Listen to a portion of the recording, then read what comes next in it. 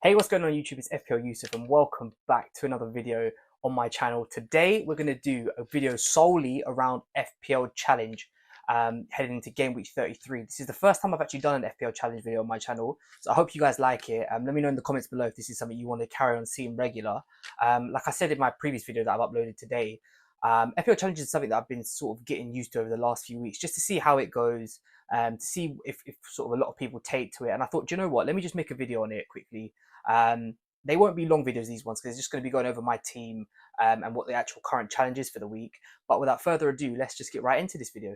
Okay, so the challenge for game week 33 is called Sportsmanship. Now, it is all about having players who aren't going to get carded as best you can. So yellows are worth -5 and red cards are worth -8. Now, if that had happened a few weeks ago with the regular, I think a lot of people would have been in trouble.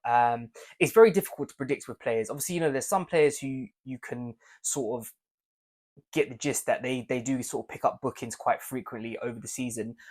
Two that spring to mind is obviously Bruno Fernandes and Anthony Gordon, both midfielders who have picked up, a lot of yellow cards this season. But in terms of actual bookings, I think it's kind of a little bit of pot luck as well. So as you guys can see on screen, this is the team I've gone with. I've gone with Andre Onana in goal. He's got a good fixture against Bournemouth. I don't see why he would get a yellow card unless he was going to time waste or give away a penalty. So I think keepers you should be pretty much good to go with. I've gone with a back three of a Kanji in the middle. Now, if you've watched my other video from earlier today about my transfer targets last week, I actually had Kanji down as a differential, and obviously he didn't start. I am hoping that this week's going to be different and that he will be playing, just due to, I think, Man City have got a little bit of an injury crisis going on. So I've gone for Akanji, Gabriel, who is pretty much a nailed starter for Arsenal, and I've gone for Conor Bradley. I think this is probably the last week you can get away with having him in the team. Trent was on the bench midweek against Atalanta for Liverpool, but I think it might just be a week too soon for Trent. So I think you'll be okay with Conor Bradley, and I'm hoping that he's going to just keep his feet on the ground, no silly tackles from any of the defenders, and just hopefully we just pray for no bookings.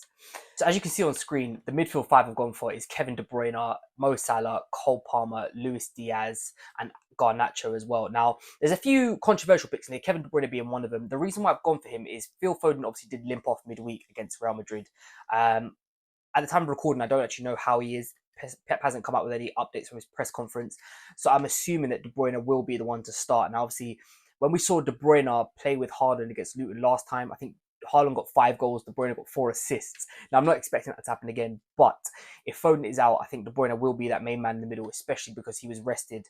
Well, I say rested, he was actually ill, but he didn't play against Real Madrid in midweek, so he should be back, hopefully fully fresh to go. The two Liverpool boys kind of speak for themselves. They've got Crystal Palace at home.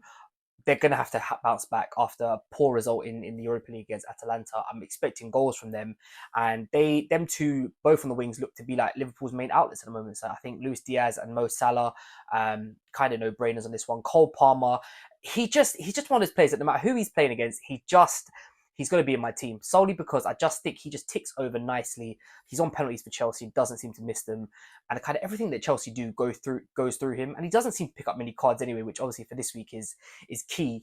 And the last one, Garnacho, he's in there kind of as a budget maker. 4.9 million. It allowed me to get Kevin De Bruyne. It allowed me to get Erling Haaland and obviously Salah and a few others as well. So yeah, Garnacho in there. Obviously a good fixture against Bournemouth. Hopefully he can get on the score sheet, which would be beneficial to us. But most importantly, no cards.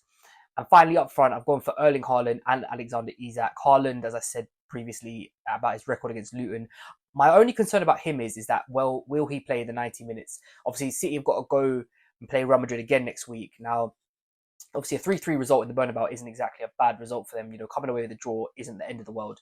But I do wonder if the game is wrapped up against Luton quite early on, will we see Haaland get hooked at half-time or around the 60-minute mark? I think that is a possibility, but regardless of that, I'm going to give him the captaincy because his upside in this fixture is just too high.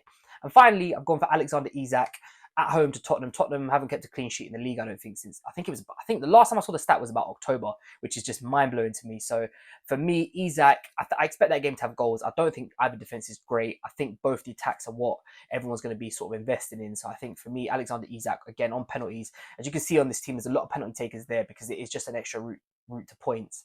And yeah, that's the team we're going to go with for the FPL Challenge this week. thank you guys so much for watching this video. Like I said, these challenge videos will only be short ones. If you have enjoyed it, please give it a thumbs up and subscribe down below. Let me know in the comments if this is something you want to carry on seeing for the rest of the season. I don't know whether FPL Challenge will start up again next season.